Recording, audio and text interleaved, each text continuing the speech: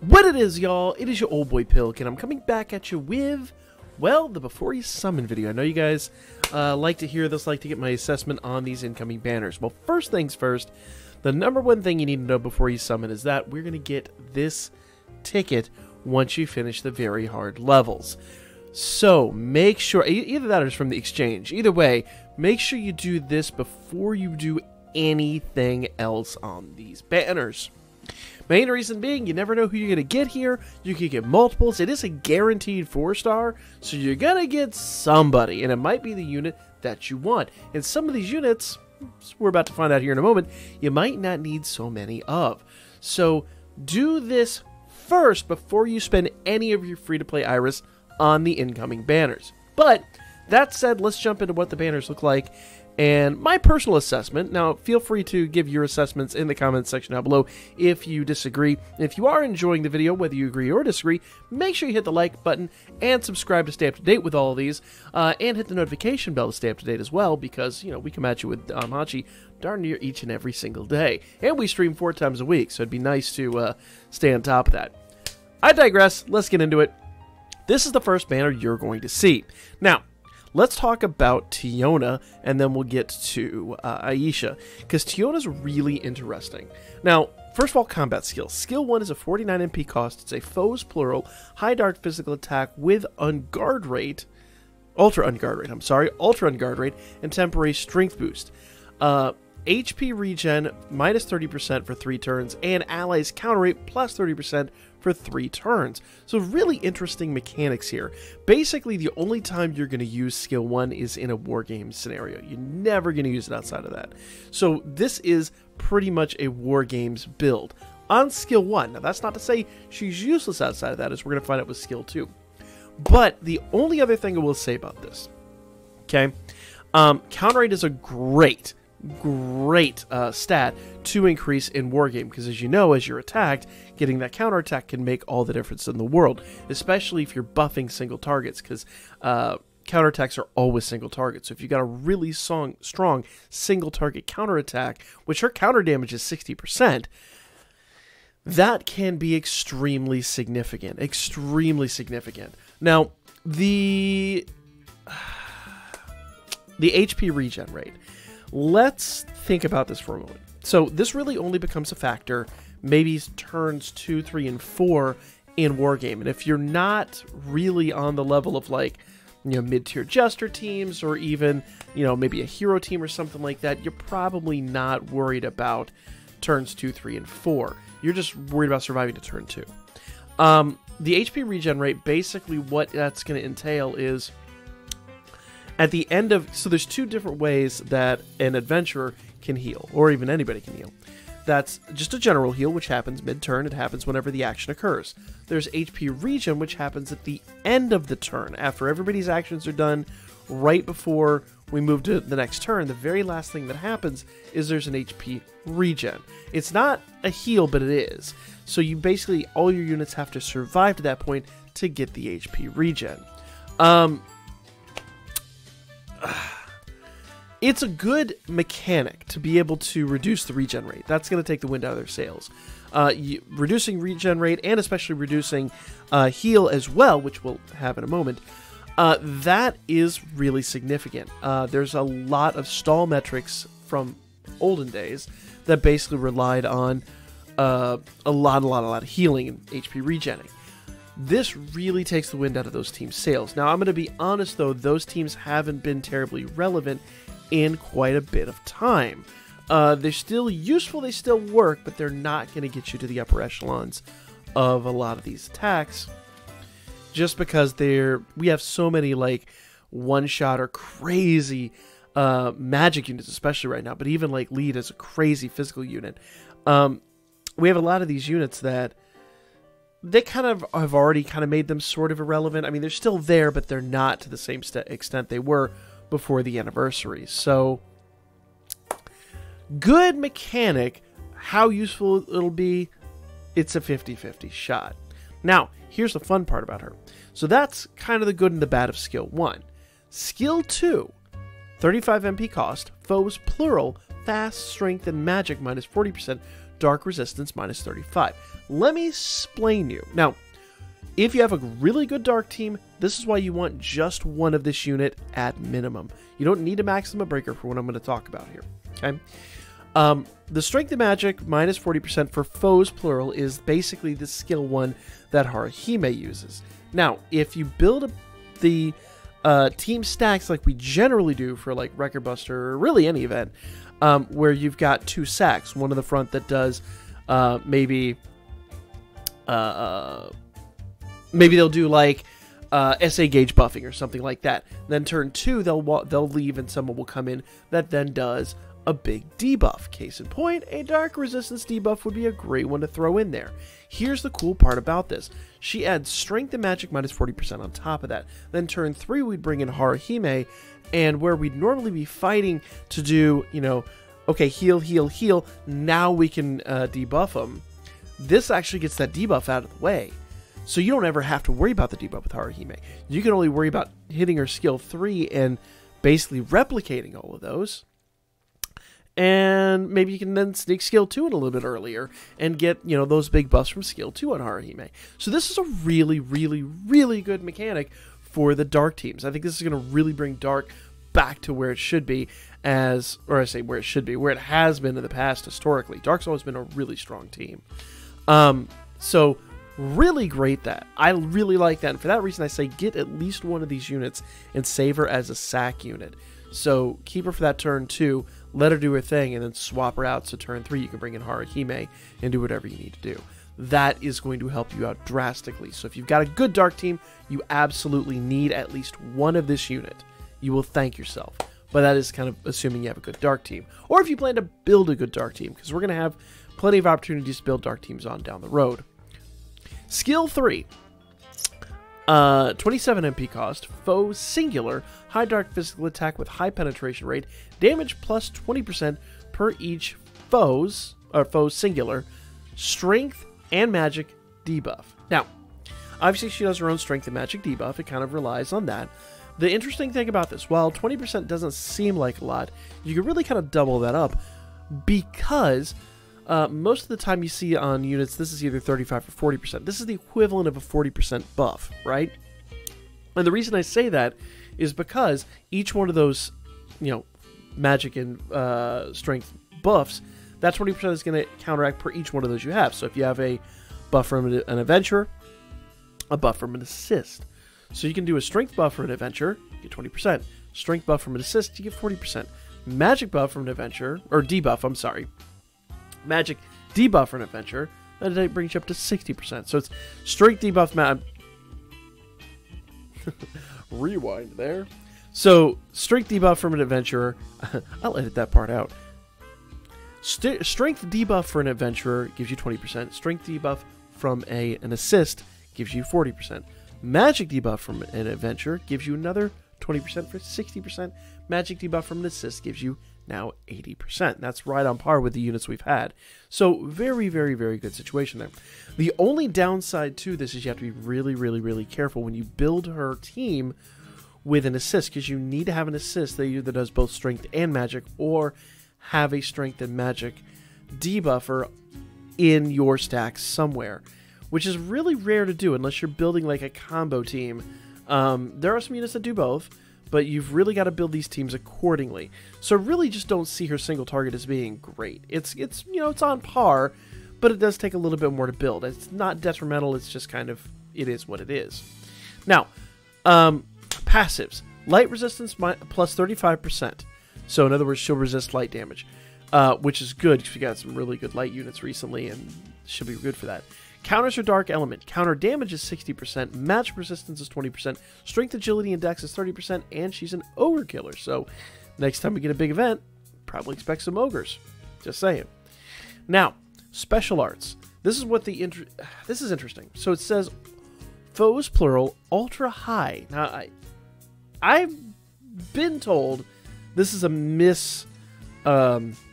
mistranslation. It might just be ultra dark physical attack, but it says ultra high dark physical attack. So I don't know if this is new or if when it drops it's just going to be ultra. I'm going to read it as ultra because that I think makes the most sense. Ultra Dark physical attack with high critical rate and temporary great strength boost. Another one of those great boosts. You know, we're starting to see more and more of those. Guard rate and counter rate, minus 60%. Let's just be frank, you're not really going to use this attack. Unless you're like really... unless she's max limit broken, which... yeah, if you're taking it for war games, you might do that, but I really don't see it outside of that. Or you're in, you know, a 7th zone or a Familia Rush where you need an Ogre Killer.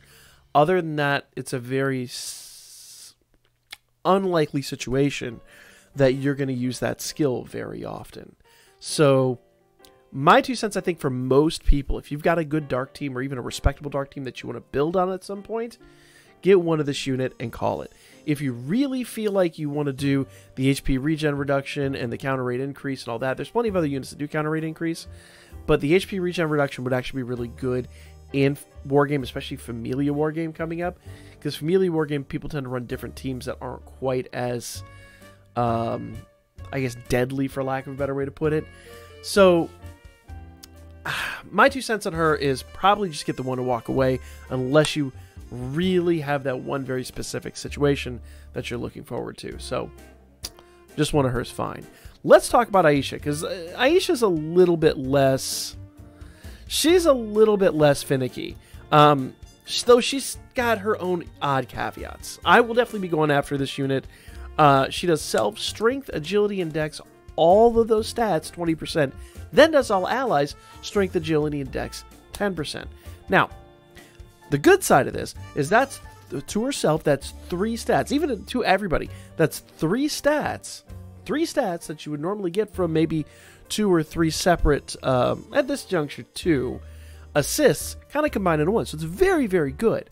The only downside, and I will emphasize the only downside to this unit, she's predominantly a war game build, let's just be honest with that, but the really good part about her, or the downside to her allies strength, agility, and dex 10% does make her a bit of a... you really got to consider your options here, because we've got the Artemis unit from the movie, where she does strength 20% and all ally strength 15%. 5% on an assist makes all the difference in the world. So she is definitely going to be great for whoever she's tied to. Maybe not so great for the other units on the team. They're going to be lacking a little bit. Now, if you put her on your primary hitter and you've got one person that you're just relying on to do crazy damage, great, no problems. Or you've built a combo team. Maybe you've got a support unit that's a physical. She'll buff that unit. That unit will do a little bit of damage, but your primary physical hitter will then have the 20%, because it's whoever she's tied to will get that. Then maybe it's a combo team and you have some magic units on there.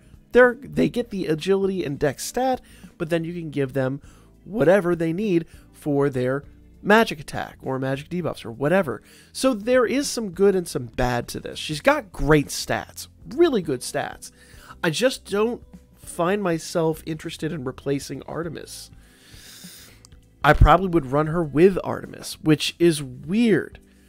But if it's for Wargame, it's gonna be, you want a little more strength for your allies in Wargame. Unless you've just got one unit, like we talked about earlier, there's that healing build where you can have like 3 healers and then 1 main attacker. Sure, go for it. Have fun. She'll be a really good assist for that situation. Or the rest of your team is magic and you've got 1 good physical unit. Great. Absolutely spectacular. She'll be awesome for that. But if you're trying to put her on a primarily, all physical team, you might be better to swap out all those skills. So I'm just saying. And also bear in mind, that's when she's max limit broken. At +4 or all the way down to level 60, she's going to be strength, agility, and dex, probably 15%, ally strength, agility, and dex, 7%. So, consider your options wisely. I'm probably going to go after her. I'm probably going to try to max limit break her. I just don't know how often I'm going to use her, but most of mine's for collection purposes.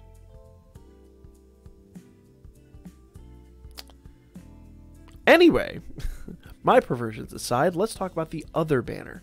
Now, this is where we start to get into more of the mainstream units. Tiona is very awesome. Okay, Tiona's stats, you can see here, and we talked about this yesterday, almost parallel the stats that Tione's stats, almost parallel Tiona's stats. So very good units, high strength stat, triple S stats, almost 4k HP, very good units, and a ton of agility. Great unit all the way around. And we go back to something that we've been talking about since the anniversary kicked off. Skill 1, 61 MP cost, very expensive that, but worth. Foes plural super physical attack with ultra unguard rate. Gain 2 additional actions, foes plural low dark physical attack, status buff -1 turn. Now, that doesn't sound too crazy, but hear me out. We'll talk about the stack here in a second. And notice she gets basically that extra action. So while it's a low dark physical attack, she's doing a super attack before that, and that's going to reduce the status buffs. So you have a bunch of people you're up against, that Wargame especially. She goes out there, she hits everybody, everybody loses some status buff. You really stack that up with enough people with enough attacks like that, wipes out a foe's ability to produce buffs. And we do have those units. So, thought process on that. Skill 2 is a 41 MP cost. Foes plural fast high dark physical attack with ultra critical rate, ally strength, and dark damage plus 35%. Now, I really prefer units that just buff themselves. I think largely they just get better buffs and stronger attacks out of that. But the simple fact that she's got strength and dark damage 35% and she does a super attack with an extra attack, I think it's worth. I think she's still going to hit really hard, and she's going to be really, really, really substantial. I don't think she's going to replace Lead as the top tier unit by any stretch of the imagination, but I still think she's going to be extremely good. Probably not end of the world, probably not a mainstay, but she'll definitely be good. It'll take her a while to be made irrelevant, maybe, hopefully. But we're talking Wargame there. Any kind of AoE situation. I've had really good dark teams in the past, so I'm really looking forward to building a dark team. So Tione is definitely one that I'm going to look to try to MLB before this event is over. Now, skill 3 for her is a 30 MP cost, foe singular, high dark physical attack with unguard rate, damage 40% per each self-strength buff. Remember we talked about with Tiona where she's got the 20% per each one of those stats. You can get a strength buff from Aisha or any other assist, and you get a strength buff from herself, and that's going to give you 80% extra damage. It's not going to be enough to really make her a mainstay in something like Record Buster or 7th Zone or anything like that, single target 7th Zones. But it's going to be enough to really produce some damage if you have to use her on a team like that. So, very good unit. Just all around, just a very sensible unit. Doesn't really go out of her way to be too crazy, but also she doesn't play it too safe. She's a very solid, substantial unit that will not disappoint. Okay? Personal opinion, I like her. I think she's going to be very good. But once again, she does kind of rely on you building a predominantly dark team. So probably think more like 7th Zone or other events like that before you really start thinking about, she's a Wargame unit. She is a Wargame unit, but... Now, here's my interesting thought with this. You pair her with Tiona, and I think they're really going to work great together. I think they're going to... She's going to buff Tiona, Tiona's going to debuff the enemy, and Tiona's going to debuff the enemy. And they're going to fight really, really well together. So if you're looking to build a new Wargame team, probably not a bad idea. But once again, do bear in mind, if you're building a Wargame team off these units, expect that Wargame team to last a month. I hate to say it, but with the power creep that we've been receiving, I don't see that being a super long-standing team, and I think Lead is a better Wargame unit. Personally, my opinion, I'd really have to test them out to find out. Maybe that's something we do tonight on stream. Neither here nor there, let's talk about our passive skills. Light resist plus 35%, on counter, foes singular, status buff -1 turn. So, and it's a dark element. So, not only will she reduce the status buff when she does her extra attack, she'll also reduce status buff when she counters. So she could really cripple an opponent. And that makes her extremely good. Extremely good. Like I said, though, she's going to be more of a support role, not necessarily in a mainstay hitting role. So bear that in mind. Bear that very, very strongly in mind. I'm not telling you this is the top tier Wargame unit. I'm telling you this is a Wargame unit that can effectively cripple your opponent and really bring some light to your team. No pun intended, because she's a dark unit. So light resist plus 35%. On counter foe status status buff minus 1 turn, dark element. Magic resist plus 20%. Strength, agility, and dex 30%, and she is an ogre killer. So interesting. Interesting that. Now, SA. Foes, plural, ultra. It says ultra high again. I'm going to guess it's just ultra. Dark physical attack with high penetration rate and temporary great strength boost. Once again, not an SA you're going to rely on or use very often. Once again, like I said, she's in more of a support role. Very good support role, but a support role, not going to be your mainstay AoE SA. Just saying. She needs some more. She needs some percentage boosts and things like that. That said, I really think I'm going to try to Maxima break her. I think she's going to be really good for Wargame as far as that status buff reduction goes. But I'm not expecting her to last more than a month or two in Wargame. I feel like as we get more and more and more units, we'll probably get more units that we want to replace her with. So I'm being very cautious when I say this. If you have an abundance of Iris, maybe a good investment, but once again, not end of the world, not anything you're going to be using 6 months from now. I don't think. Maybe we test her out, maybe we get a different opinion, but I don't see that being the case. We can always test her out, though. Tonight, after she drops in-game, we can actually go into Wargame and we can test those things out. So maybe that should be its own video. I don't know. Let me know if you guys want to see those videos, because I would love to bring you that content. It's just, it's a lot of work to bring that content. But let me know if that's the kind of videos you guys want to see. All right. Finally, we have Harahime. All right. I know everybody's going to want Harahime. You know I want Harahime, because I am a pervert. Combat skills. Skill 1, 40 MP cost. Self, magic, and wind plus 60%. Allies, counter rate and critical rate plus 30%. Now, here's what's awesome. The counter rate and critical rate plus 30% is going to be really good for the adventurer side, but can also still be buffed on the assist side like we've talked about. So it's going to be a really, really, really good buff to throw on, well, a Wargame team. These are Wargame units, predominantly Wargame units. And being magic unit with some really awesome magic stats means she's going to do a lot of damage. A huge amount of MP, and remember, that's before any kind of, well, actually I take that back. I think that it says plus 80, so there might be some CP involved there, but these were actually taken for the live stream, so maybe there is a tiny bit of CP involved there, but neither here nor there. Very good unit with a lot of growth in her. Skill 2, 153 MP cost. Yes, you heard me. Foe singular. Remember we said earlier, skill 1 would be like Wargame skill. This kind of takes her back to more of like a Record Buster skill.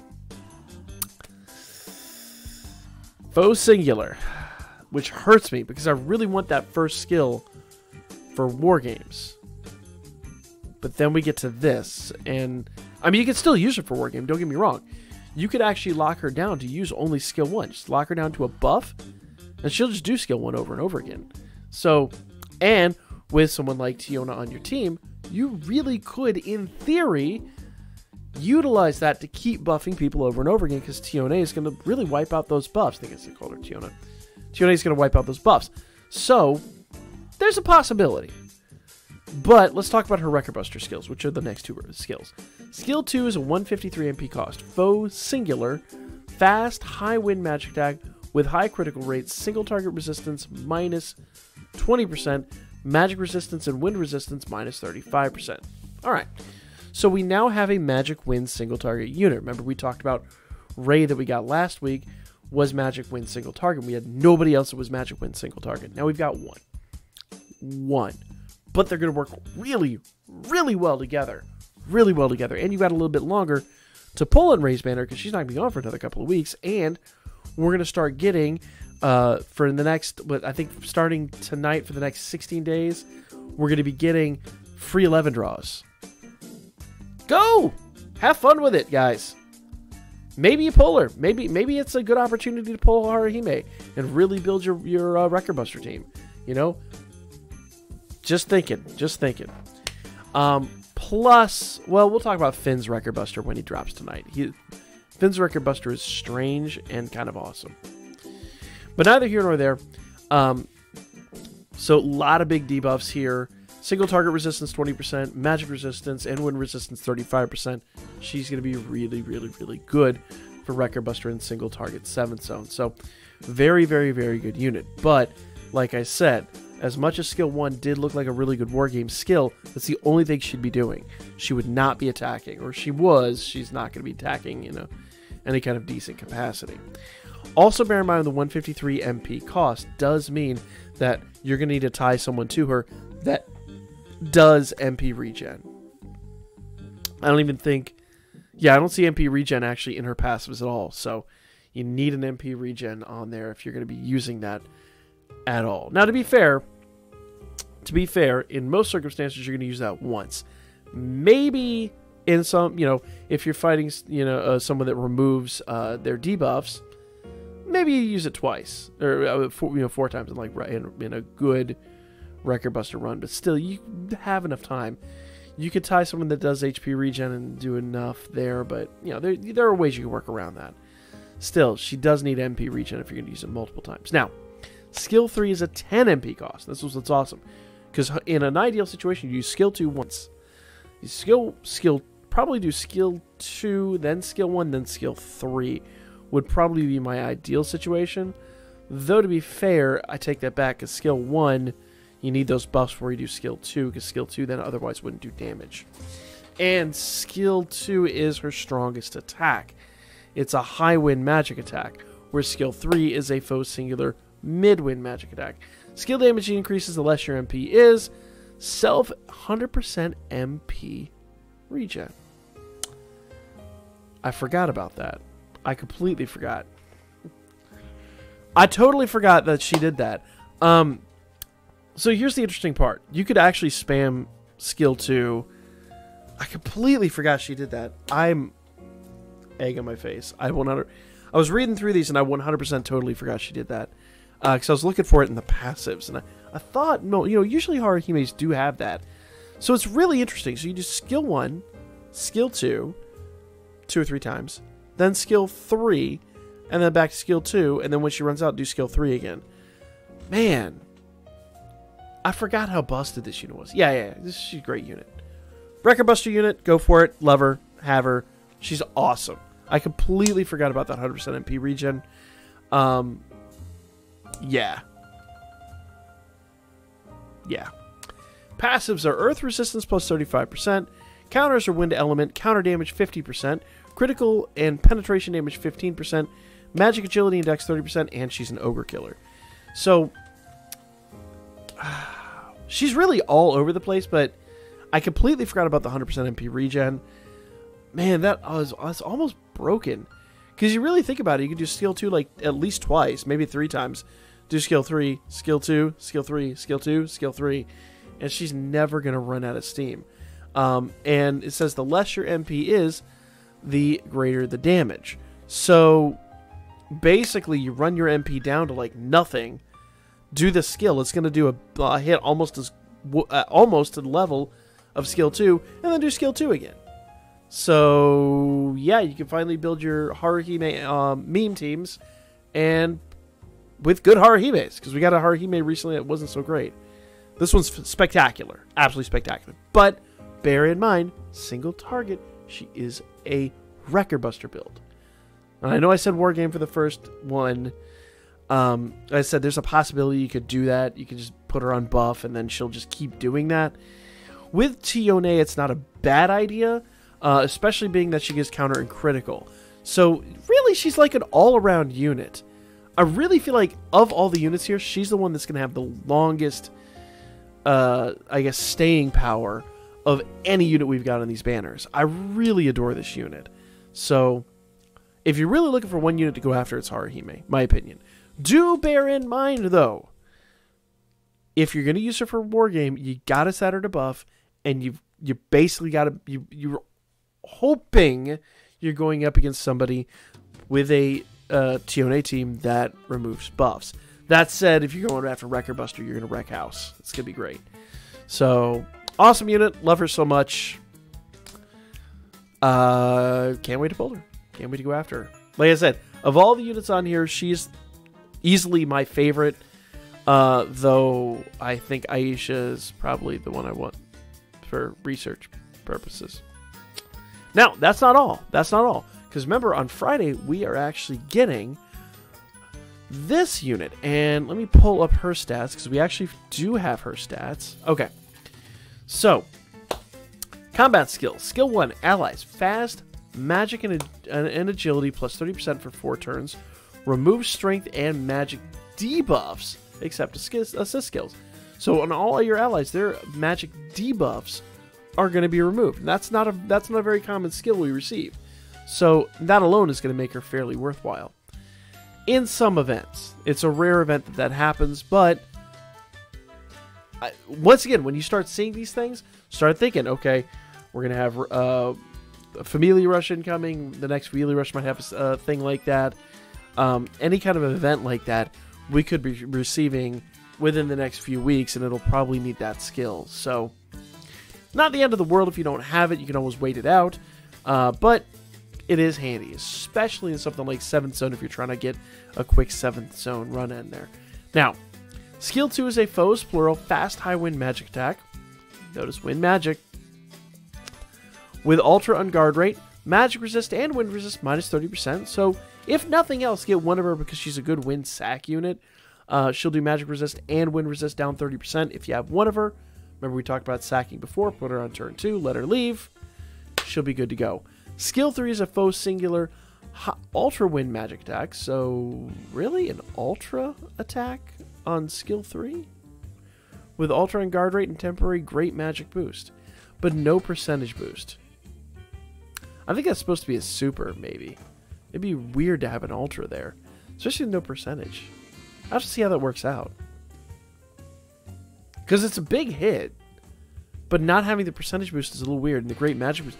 It'd be really interesting to see how that maths out. Either way, I think really for most people, if you've got a wind magic team that you're working on, you know, we got a lot of those now recently in the game. If you're going to pull Harahime, if you're going to pull Rei, pull this unit too, but get one of her. And let me explain why everybody, every single person watching this video should, whether or not they have that team, pull one of this unit. Remember, all these units are very unique. They're new. We've had no other unit of her in the game, which means CP rewards. If you watch the video, I believe it was 2 weeks ago we did it, where we, I think it was when we pulled lead. Went back in, did a bunch of CP on him, and actually built him back up. And funny enough, we got like 200 Iris out of it in like 15 minutes. So, you know, big benefit there. Huge benefit there. So make sure you're taking advantage of that. And really contemplate what your plans are with these units. But honestly, get one of her, and you'll be able to basically refund yourself those all that free Iris that you spend in like literally no time. So just get one, be happy. I really don't see her being a huge boost outside of that. So she's more of a sack unit. But like I said, everybody should get one of her. Everybody should just go do the initial guaranteed that you get if you don't pull her on the freebie that we're going to get Friday. Then just get the one and be happy. Okay? Now, we talked about this a little bit at the beginning. Free 11 gacha every day. 11 draw gacha every single day. This is really substantial. They're going to do this for like 16 days. So if you're missing any one of these units, it's a great opportunity to pull one. Great opportunity to pull one. So wishing everybody here the best of luck. I'm not going to say don't pull on their banners because I think lead is still really awesome. I think his banner's still around. I think it's around till Friday, I believe. And then it goes away. So if you don't have him, we're going to talk about him. He's a great unit, especially for Wargame with Familia Wargame coming up. So if you don't have him, great opportunity to get him. But if you guys are looking for any one of these other units, wishing you the best of luck. 16 days we're going to have this. So absolutely awesome. The other thing I wanted to talk about with this was the Celestial Festival Gacha. And we talked about this a lot. Now, we talk about Harahime all the time. And that's because she's just really like, basically came in and just broke the game. Like, the game changed when she dropped. So if you don't have the original Foxy Princess Harahime, the kimono Harahime, if you do not have her, you're going to have basically, with a Celestial Festival Gacha, you're going to be able to pick 3 units. I don't see any reason, considering all the units we have here, why she would not be. In fact, isn't that her right there? I think that's her right there next to Mikoto. So you'll be able to select her, put her in one of those slots, and with every guaranteed pull, being the 1st, 3rd, 5th, and 7th, you have a 1 in 3 chance of pulling her. Now, I will say this is paid Iris only. You cannot do this with free Iris. You gotta spend. I'm gonna be doing it, though. You better believe I'm gonna be doing it. Aside from her, I'd say the best thing to do would be to get some assists.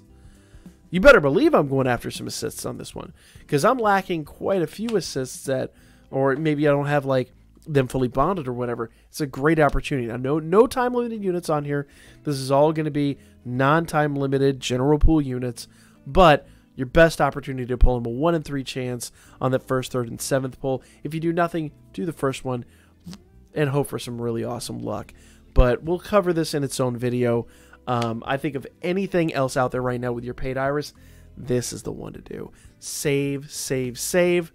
Do this and hope for some good luck. That's just a little thing I want to tag here on the end for the people that are going to do paid Iris. Other than that, that is my video. Let me know what you guys thought in the comments section down below. Yes, I did mess up the skill on Harahime because it completely blew my mind. I completely forgot about that. So apologies on that. I'm not going to edit it out. I'm just going to upload this raw. I'll catch you guys on the next one, and we should be doing the live stream tonight, though maybe a little bit late because I got to do some storm prep, but we'll hopefully be live if I still have power and internet. Fingers crossed.